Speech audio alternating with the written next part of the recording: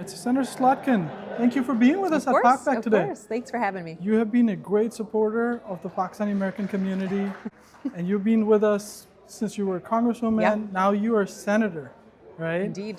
So tell me, how has the journey been with Pakpac? When did you first get to know about Pakpac? Yeah, gosh. I think when I first decided to run for office back in 2018, I didn't know how to do it. I didn't know, what to do, how one ran for Congress. And one of the first people I met was Asad Malik, and he very quickly introduced me to the entire Pakpac community. Obviously, first in Michigan, Rochester Hills area, because that was my congressional district.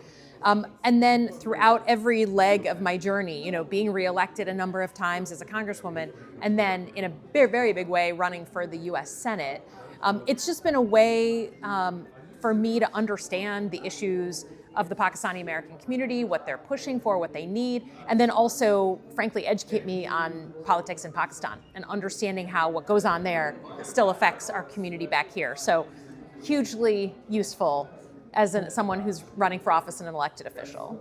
Wonderful. So how has Pakpac shaped your decision-making or policy priorities related to Pakistan over the course of years? I think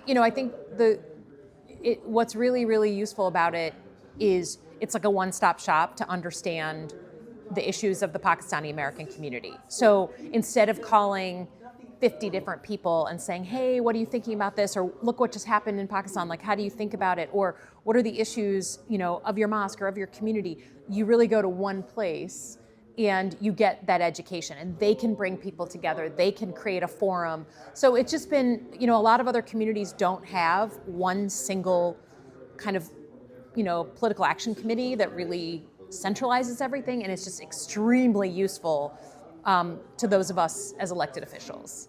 Wonderful. What are some key challenges you think Pakpac should focus on in the coming years? Well, certainly, I've been saying it for years, we need more Pakistani Americans to run for office, right? If you want a seat at the table, you got to be at the table, and in elected office, that means running for something. So while I know you have amazing professionals who go and do extremely exciting things, we got to have more young Pakistani Americans running for office. That's number one. And then I think, number two was just bringing more and more elected officials into the fold, Democrats and Republicans, in a very bipartisan way to educate people. And I think there are lots of people who don't know a lot about the US-Pakistan relationship, could really afford some additional education, and you all should reach out to new and different people. Wonderful. So last question for you. Yeah. So Pakistani Americans are first or second generation primarily in the Yep. US. So a lot of times they'll hear news happening in Pakistan, they'll get frustrated. Yeah. And what do you recommend? When they hear something, how do you recommend they be involved in the US politics now that they are US citizens? What can they do to educate senators, members of Congress, everybody? Well, look, there are lots of different immigrant groups in this country. Some of them have a very loud voice in Washington. Some of them have no voice at all in Washington. If you're not kind of pushing to educate people, you shouldn't be surprised when they have no idea what's going on in Pakistan, right? A lot of us are, as elected officials, have a million different issues coming, towards us. So getting to be part of an organization, if not Pakpac, then some way, visiting Washington, calling your senators, calling your members of Congress, sitting in their offices and talking to them about what's important, participating in foreign affairs hearings or other hearings that are important to people. But if you're not in the room, again, you're not, you shouldn't be surprised if people aren't educated on your issues. And is there a particular moment or initiative with Pakpac that stands out to you?